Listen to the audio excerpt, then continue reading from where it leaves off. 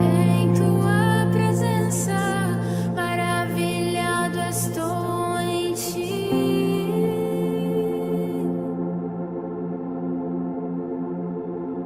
Em meio a tua glória, me entrego totalmente a ti.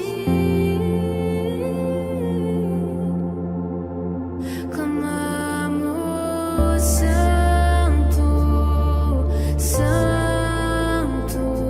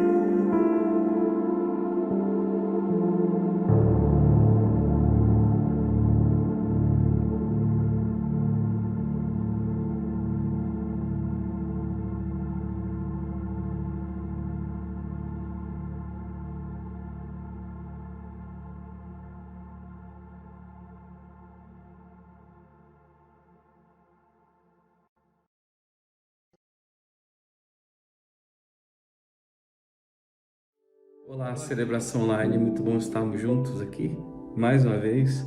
Quantas coisas o Senhor tem feito entre nós, a palavra de Deus tem se cumprido sobre a nossa vida, como diz o texto do Salmo, que é como o óleo que desce e vem, né, sobre a barba de Arão, vem sobre as orlas e desce por todo o corpo. Assim é a bênção de Deus. Ela está sobre a nossa vida, ela desce e ela toca todo o corpo, toda a igreja, cada um de nós, e essa palavra está sobre a tua vida e sobre a tua história. Eu tenho, como disse na última palavra, visto quanto Deus tem nos abençoado, quanto que Ele tem cumprido promessas, sendo fiel em nós. Uau! E aquilo que nós temos feito. Então eu quero falar um pouco sobre isso nessa celebração online, e que o Espírito de Deus ministre profundamente a tua vida e te levante para um novo tempo da tua vida e da tua história. Amém? Vamos lá então, Neemias capítulo 1, do versículo 2 ao versículo 4. A palavra diz assim: que veio Anani, um de meus irmãos, ele e alguns de Judá, e perguntei-lhes pelos judeus que escaparam e o que restaram do cativeiro, e acerca de Jerusalém. E disseram-me: os restantes que ficaram do cativeiro lá na província estão em grande miséria e desprezo, e o muro de Jerusalém fendido e as suas portas queimadas a fogo. E sucedeu que, ouvindo eu essas palavras, assentei-me e chorei, e lamentei por alguns dias, e estive jejuando e orando perante os Deus dos céus.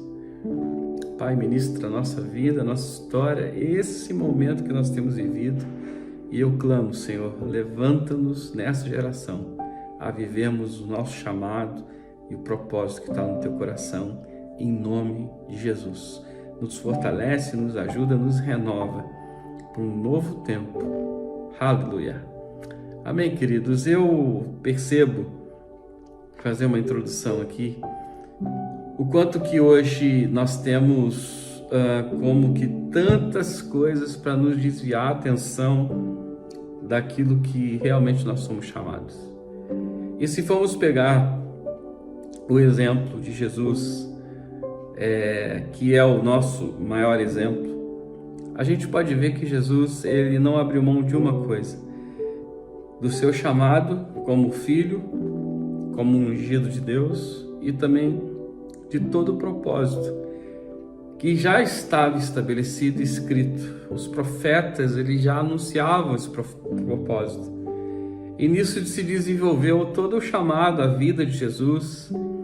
E eu queria dizer para vocês que nós também fomos chamados a viver da mesma maneira. Deus nos chamou, Ele nos escolheu, a palavra diz isso lá em Efésios capítulo 1, antes da fundação do mundo, e a palavra diz que Ele já nos abençoou com toda sorte de bênção. Aí no capítulo 2, a gente vê Paulo orando, Efésios 2, ele diz: olha, eu oro para que os olhos do entendimento de vocês sejam abertos para todo o chamado e tudo aquilo que Deus tem nesse tempo. E ele estava escrevendo para Timóteo e também para uma igreja que foi perseguida, humilhada de tantas coisas, e queria lembrar que essa igreja até hoje ela sofre, até hoje, nossos dias, essa igreja de Éfeso, esquecida no meio de tantos tempos, de tantas situações, e inclusive ultimamente quantos terremotos tem havido naquela região, quantas coisas eles têm vivido, né, todos esses anos. E quanto que então Paulo, ele também desperta o coração do seu filho Timóteo ao chamado que ele tinha, né? Quando Paulo diz: olha, eu estou orando que você não esqueça que você foi ungido como um evangelista, né? Paulo sacudindo a vida de Timóteo, tudo que ele tinha, o encargo sobre a vida dele. E eu olho para os nossos dias hoje e eu vejo o quanto que essas coisas elas têm uma facilidade muito grande de, vamos dizer assim, de se romper por pouca coisa. Recalamachai.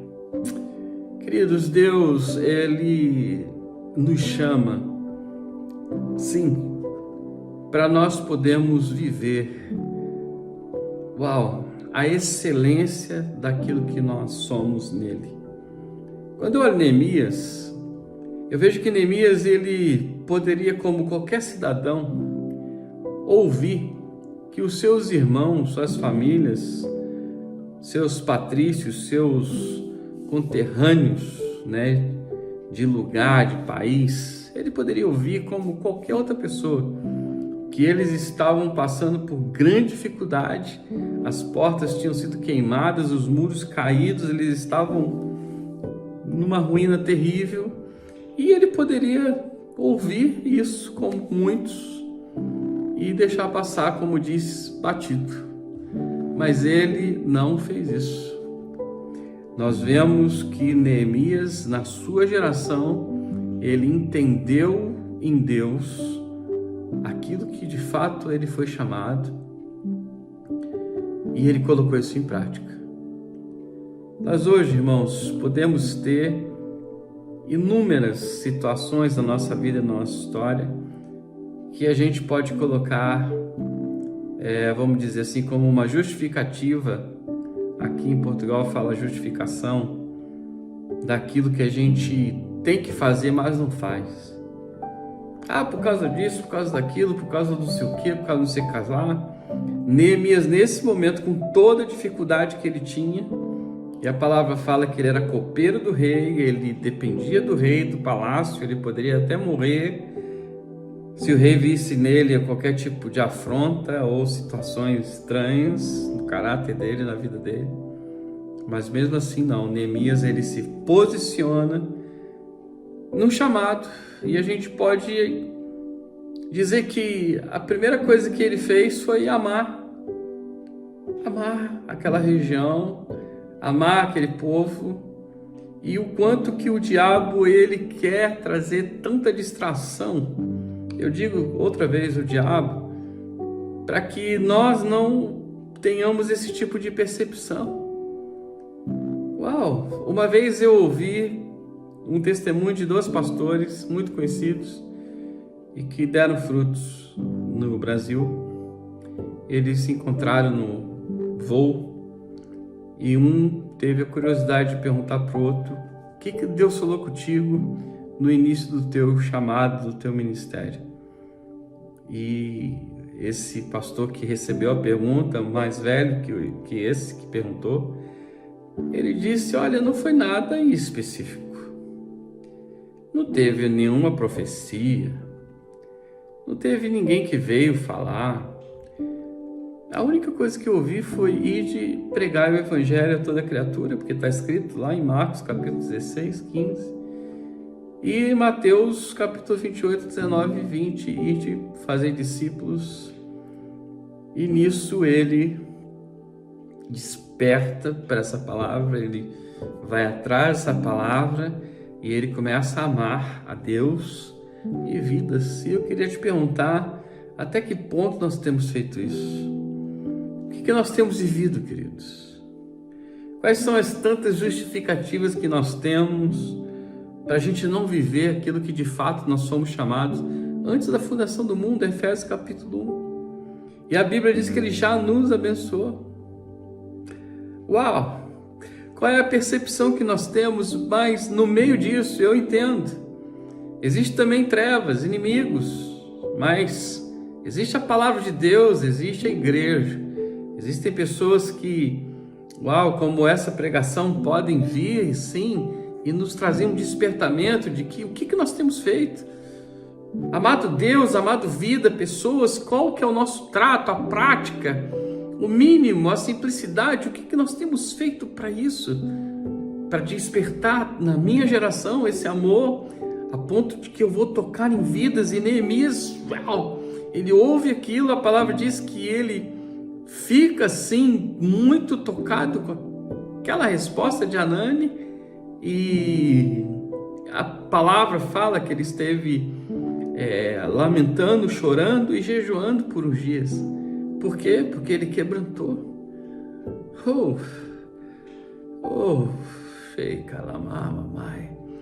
Eu fico olhando para os nossos dias hoje, quando Davi, lá em 2 Crônicas 7, presta atenção nisso, Deus tinha abençoado Davi de todos os jeitos. Davi estava no palácio, Deus tinha muito abençoado. E Davi fala: pera, eu estou aqui no palácio, tipo assim, estou tomando meu suquinho de laranja aqui com gelo, estou aqui nessa mordomia toda, e Deus não tem uma casa para ser adorado.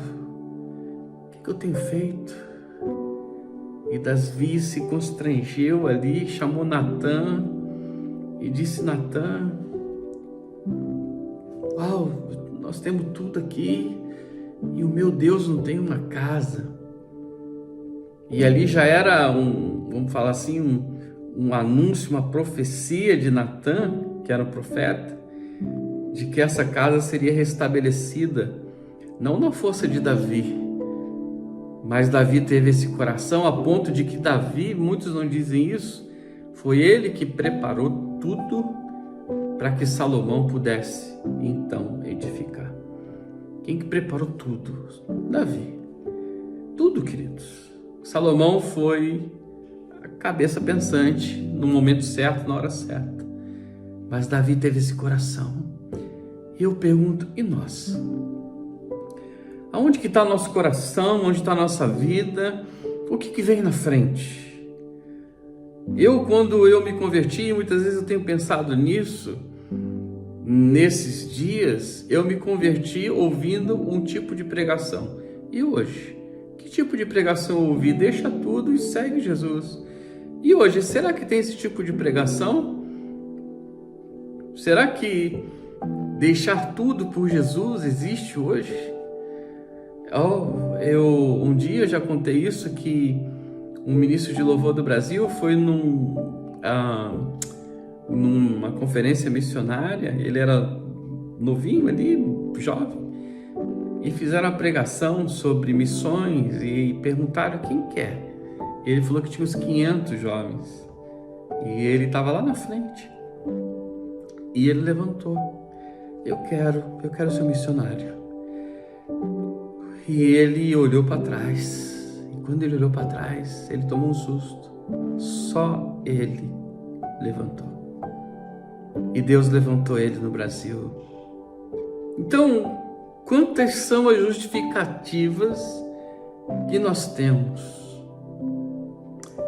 Quantas são as ciladas que o diabo também tem levantado para que as pessoas não vivam isso? Por que eu estou dizendo isso? Porque depois que Neemias ouve, ele teve muita resistência. Lembram lá de Sanballat e Tobias, muito falado por aí, que se levantou veementemente contra Neemias, levantando sim falso testemunho contra ele, levantando mentira, levantando cansaço, levantando o mundo espiritual contra Neemias, para que ele não fizesse aquilo que ele colocou no coração dele. O quê? Eu vou restaurar Jerusalém. Eu vou restaurar a vida do meu povo. Eu vou ser um instrumento de bênção na vida desse povo. Queridos, eu quero dizer que Deus está falando conosco. Aonde está o teu coração? Por mais que seja uma mensagem aqui por vídeo, eu estou pregando primeiramente para as minhas ovelhas. Eu sei que essa palavra vai ser colocada na internet, mas a minha primeira responsabilidade é pregar. Ainda mais que vai ser colocado na internet. Mas eu, como pastor, em primeiro lugar, eu estou olhando para o meu rebanho. O que nós temos feito? O que está em primeiro lugar na nossa vida e na nossa história? Olha o que diz em Neemias capítulo 3, versículo 1. E levantou-se Eliasibe, o sumo sacerdote, com seus irmãos, os sacerdotes, e reedificaram a porta das ovelhas, o qual consagraram, e levantaram as suas portas até a torre de Meai consagrado. Então, queridos, Neemias, ele consegue chegar nesse lugar de começar a restaurar os muros de um lugar que estava destruído. Agora, para ele chegar ali, ele teve que fazer isso que é o nosso primeiro tópico hoje. Ele teve que amar, queridos. E amar é aquilo que Jesus, ele prega em todo o seu chamado.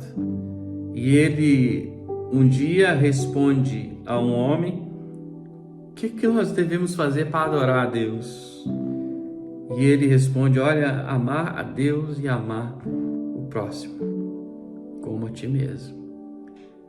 Uau, Neemias, ele se entrega nisso. Se as pessoas perguntarem para mim, pastor, hoje, o que mais as pessoas têm perdido? Elas têm perdido o amor por qualquer coisa, porque Deus é o amor, ou Deus é amor. As pessoas têm se perdido em um amor banal, em coisas que não têm sentido, em coisas que não fazem, né? Na minha época a gente falava, não faz cócegas. As pessoas têm se perdido nelas mesmas e esquecido que quando a gente ama, a gente pratica. Quando a gente ama, a gente tem sim, como Neemias, o despertamento de falar para o rei: olha, o rei, eu preciso ir até minha família. E porque o rei perguntou para ele: por que você está assim? As pessoas começaram a ver que Neemias amava o povo dele, porque ele estava mal, ele não se continha. E nós? O que nós temos feito? Neemias não se continha. Neemias tocou no rei. O rei liberou ele. Ele chegou em Jerusalém, viu tudo aquilo e ele chorou, jejuou, lamentou, viu tudo. Ele quis esse lugar. E eu queria abrir um parênteses aqui para nós. Eu sei que Deus levanta pessoas por situações específicas, mas, queridos, amar, mesmo que o específico seja uma coisa tão simples, é algo que vai nos levar a praticar. É algo que vai nos fazer chegar em um lugar que eu vou ser muito mais do que um ouvinte, mas um praticante. E Jesus um dia diz a diferença do que ouve e pratica e do que ouve e não pratica. O que ouve e pratica é aquele que edifica a sua casa e ela é levantada. E o que não pratica edifica na areia. E qualquer coisa vem e destrói. Por quê? Porque não pratica. Então as coisas vêm e elas vão embora. Por quê? Porque não pratica. Sempre tem uma justificativa, uma justificação. E as coisas não são edificadas porque não há prática. O que pratica edifica porque ele lança a vida dele naquele lugar. E isso precisa em qualquer coisa mais simples que seja. Um dia a dia que ele vai trabalhar naquilo que ele está ali edificando. E o que ouve e não pratica, aí ele só fica ouvindo e não sai desse lugar.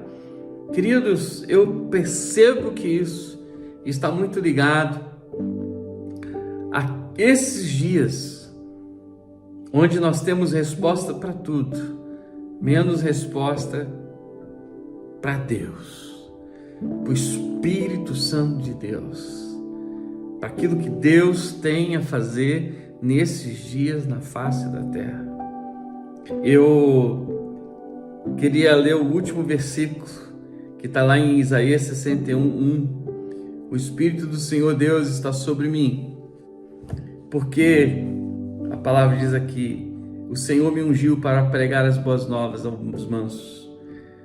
O Senhor, Ele enviou-me a restaurar os contritos de coração, a proclamar liberdade aos cativos e a pôr em liberdade os presos. Uau! Você imagina que Isaías está profetizando uma palavra que lá no Novo Testamento, em Lucas capítulo 4, Jesus, lá na sinagoga, ele abre o livro e cai aí em Isaías 61, e Jesus, por ser um lugar de prática, de amor, de entendimento, de um homem realmente, que amava o chamado e o propósito, ele não teve desculpas, e nós temos muitas. Ele não deixou o tempo passar, e muitas vezes se deixa o tempo passar. O que Jesus fez? Essa palavra aí está falando sobre minha vida. O Senhor, Ele me ungiu. Ele me ungiu para quê? Ele me ungiu para pregar as boas novas. Eu lembro quando eu me converti a Jesus, a palavra de Jesus, que aos domingos nós íamos para as praças para pregar Jesus. Sem a vergonha, ela não me venceu. As desculpas, elas não me venceram, mas o amor foi praticado a cada dia, e eu creio que Deus está nos dando oportunidades de viver isso nessa geração. Posso ouvir um amém aí no chat? Posso ouvir aí no chat? Olha, eu quero fazer parte disso. Agora, não podemos só escrever, queridos, precisamos praticar. Eu lembro que quando a primeira vez que me colocaram no Ministério de Jovens, numa igreja, eu me sentia tão pequeno, e Deus me deu a palavra de Lucas 5, você não pescou a noite toda, mas sob a minha palavra você vai pegar uma grande quantidade de peixes. Sabe qual foi a maior diferença na minha vida? Foi eu ter praticado aquilo que eu estava sendo chamado. A confusão não me venceu, a frustração, o medo, o descaso, aquilo que eu estava vivendo naqueles dias, nada peguei. E mais do que eu, muito mais, sem comparações, a própria vida daquele que ouviu Jesus falar isso, que foi Pedro, o apóstolo. Ele que disse: eu não peguei nada a noite toda, o Senhor me manda pescar sim, e vai lá no fundo do mar. Não é aqui na beirinha, eu quero que você vá no fundo. E a palavra diz que Pedro pegou uma grande quantidade de peixes, a ponto que os barcos quase eles tombavam e afundariam. Por quê, queridos? Porque ele praticou. A prática, ela edifica. A vida de não praticar não vai trazer edificação. Entra aqui, sai aqui. Pode até fazer uma emoção, mas a prática que é a maior diferença. Queridos, muitos não aprendem a andar de bicicleta porque não se atiram a isso. Muitos não aprendem a nadar porque não vão atrás disso. E em Jesus não há outra situação. Quando Neemias ele ouve, ele começa a praticar e ele chega em Jerusalém destruída, e não foi nada fácil. E ele restaura aqueles lugares, para Deus, tão importantes, a ponto de que a restauração foi tão longe que até os lugares depois do louvor, da adoração, do sacrifício, eles começaram a serem novamente vividos em Jerusalém por causa daquilo que Neemias fez.